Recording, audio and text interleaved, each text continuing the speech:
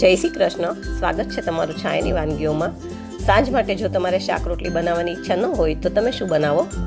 તો આજે હું તમારા માટે લઈને આવી છું મિક્સ કઠોળ અને મિક્સ વેજીટેબલથી ભરપૂર એવી મલ્ટીગ્રેન ખીચડીની રેસીપી, જેમાં મેં મારી પાસે હતા એ બધા જ વેજીટેબલ અને બધા જ કઠોળ લીધા છે. તો ચાલો બનાવીએ. હવે મેં તેને માટે 5 કપ ફોતરાવાળી મગની દાળ, 5 કપ ફોતરાવાળી અડદની દાળ, 5 કપ તુવેરની દાળ, 5 કપ મસૂરની દાળ, 5 કપ ચણાની દાળ, 5 કપ ઘઉંના ફાડા, 5 કપ સિંગદાણા અને 5 કપ ઝીણા ચોખા લીધા છે. હવે આ બધું જ માપ મેં આ કપના માપથી એક સરખું જ રાખેલું છે. હવે આપણે આ બધી જ સામગ્રીને એક બાઉલમાં લઈ લઈશું.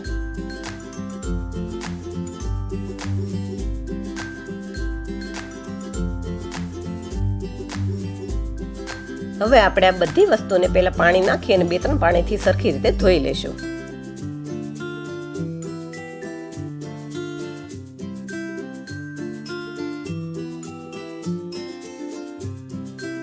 પછી આપણે આની અંદર બધી સામગ્રી ડૂબે એટલું પાણી નાખી અને કલાક જેવું ઢાંકીને પલળવા દેશું. હવે 1-1.5 કલાક પછી આપણે જોઈએ તો આપણે બધી વસ્તુ સરખી રીતે પલળી ગઈ છે અને દાણો તોડીએ તો પણ સરસ તૂટી જાય છે.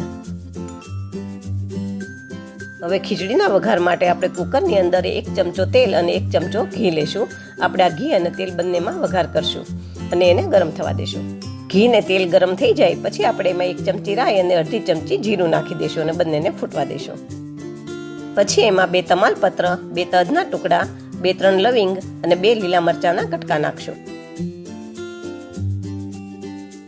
સાથે એમાં 1 ડુંગળી કાપીને નાખી દેશું અને એનો કલર બદલાય ત્યાં સુધી એને સાતળી લેશું.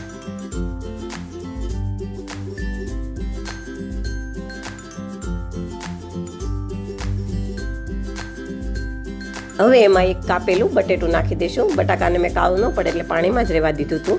પછી એમાં 1 ગાજરના કટકા નાખી દેશું અને અડધો બાઉલ જેવા મેં વટાણા લીધા છે લીલા, એ નાખી દેશું અને એને પણ થોડી વાર સાતળી લેશું. હવે એમાં 1 ચમચી આદુ મરચાની પેસ્ટ, અડધી ચમચી હળદર, 1.5 ચમચી મરચું, 1 ચમચી ધાણા જીરું અને 5 ચમચી હિંગ નાખી દેશું અને બધું મિક્સ કરી દેશું. આમાં મેં હજી મીઠું નથી નાખ્યું કેમ કે બધી દાળ, બધા વેજીટેબલ અને પાણીના ભાગનું મીઠું આપણે પાછળથી નાખશું.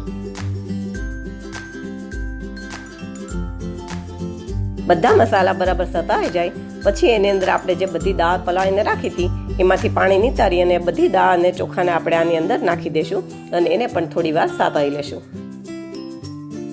આપણે બધી સામગ્રી 5 કપને હિસાબે લીધી હતી એટલે ટોટલ આપણી 8 સામગ્રી હતી. એટલે આપણી સામગ્રી 2 કપ જેટલી થઈ છે. તો આપણે એમાં 3 ગણું પાણી ઉમેરવાનું છે એટલે કે આપણે 6 કપ એમાં પાણી ઉમેરશું.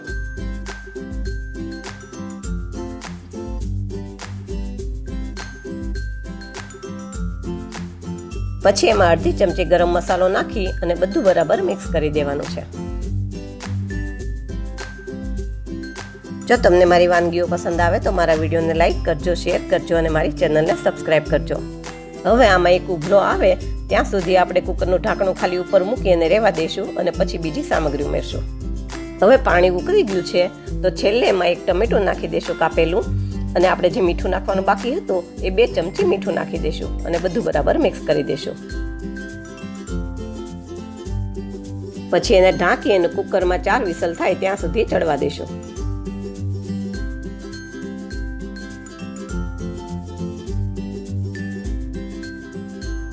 હવે આપણે ખીચડીની અંદર છેલ્લે ઘીનો વઘાર કરવાનો છે.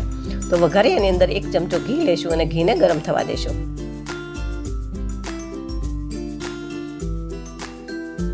હવે મેં 7-8 કળી જેવા લસણના 2 ભાગ કરીને લીધા છે, એ નાખી દેશું અને એને આછા બ્રાઉન કલરના થવા દેશું.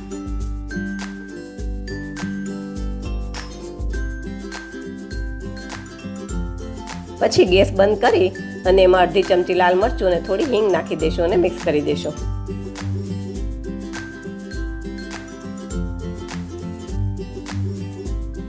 હવે આ બાજુ આપણું કુકર પણ ઠંડુ થઈ ગયું છે તો આપણે ખોલીને જોઈ લઈએ.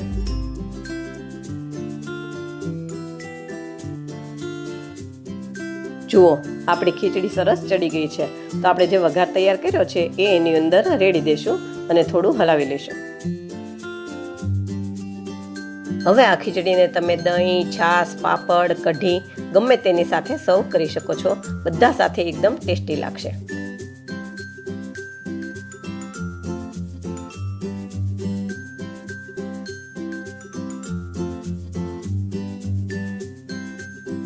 હવે આપણે ગરમ ગરમ ખીચડીની ઉપર થોડું ઘી નાખી દઈશું, જેથી તે એકદમ ટેસ્ટી લાગે. તૈયાર છે આપણી ઢાબા સ્ટાઇલ કાઠિયાવાડી મલ્ટીગ્રેન ખીચડી. આવી જ નવી વાનગી સાથે ફરી મળશું. Thank you.